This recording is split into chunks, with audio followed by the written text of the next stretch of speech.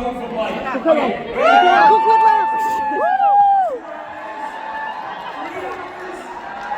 Anyone 5+ hours? 10+ hours? New Zealand?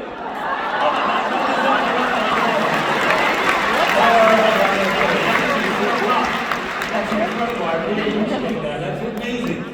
Because of people like all of you, On Purpose is downloaded hundreds of millions of times. But this is something I just learned the other day. On Purpose is now listened to in over 225 countries across the world.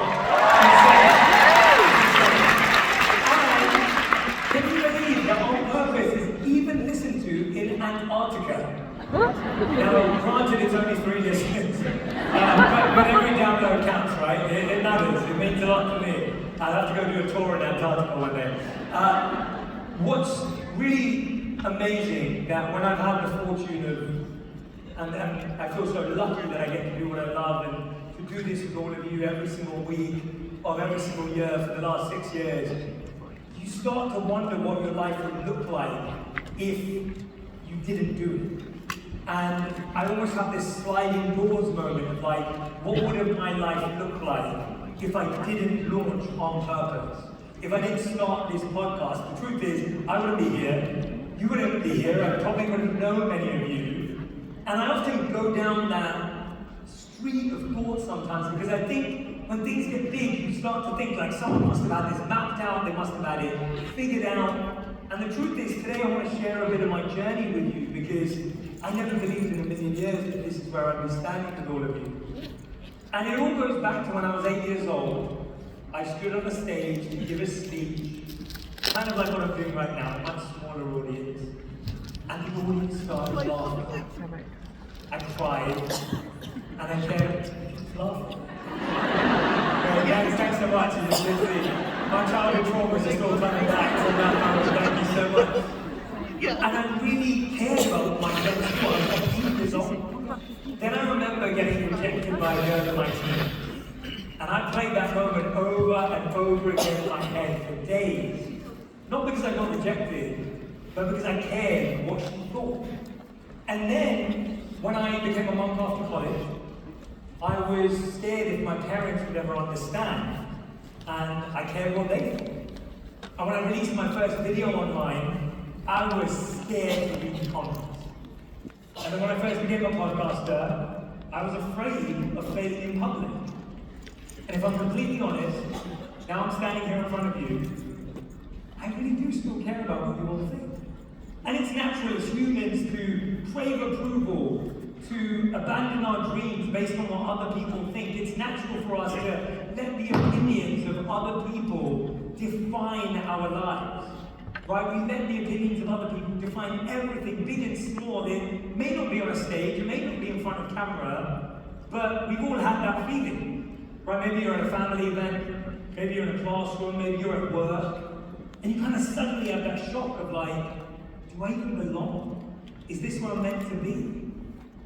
Maybe you said yes when you wanted to say no.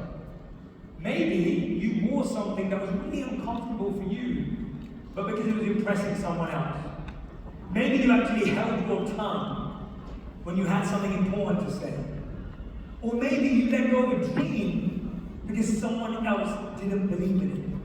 So many of us shapeshift, we change, we mold, we second guess for people who may not even remember us. And I've lived that cycle. I've been imprisoned by it again and again and again.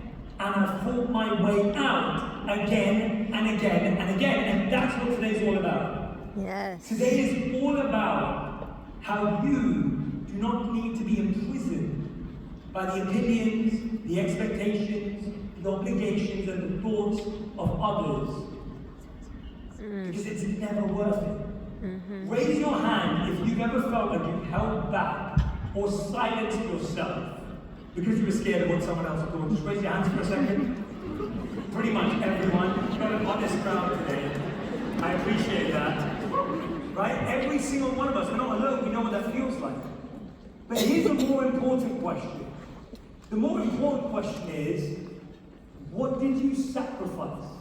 What did you lose? What did you give up on because you were scared of someone else's thoughts and opinions on you? The truth is, we don't even know. The truth is, we have no idea what we missed out on.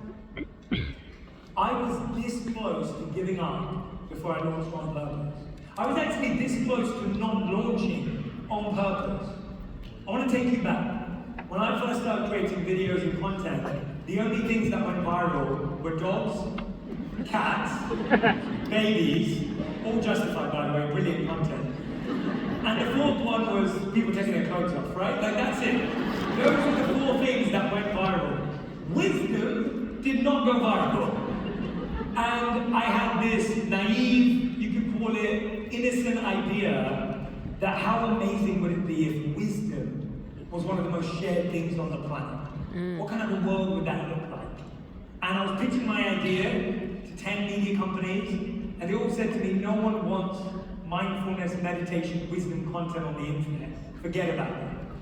I then went to events and networked with 3 execs.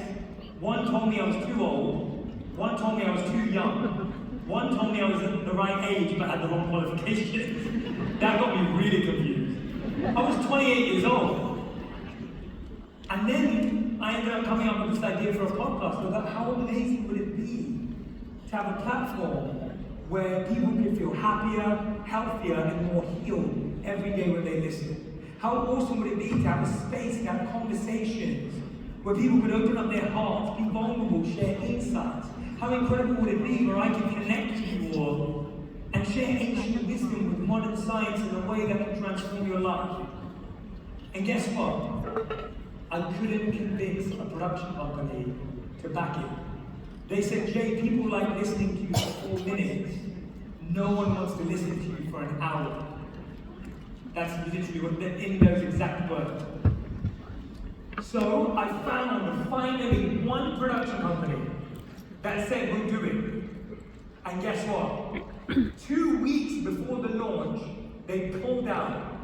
And their reason was, we don't think it will be a big podcast. True story. I was scrapping and scrapping for the next 2 weeks, just trying to get everything together to launch. And the podcast wasn't successful because of an executive. It wasn't successful because someone in a suit. It wasn't successful because of someone who had authority. It was successful because of you. You made it successful.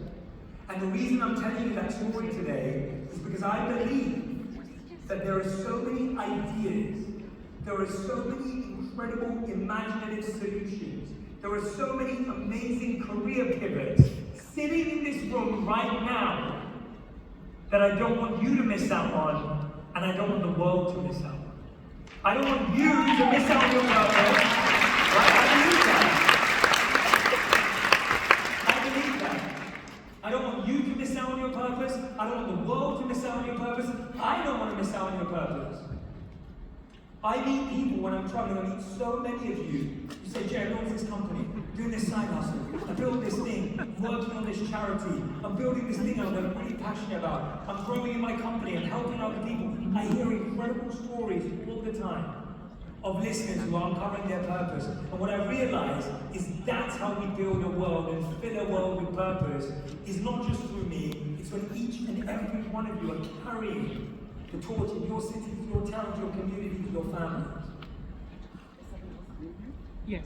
But there are 4 words, I remember listening to this and hearing this when I was much younger. There are 4 words that kill more dreams than any other.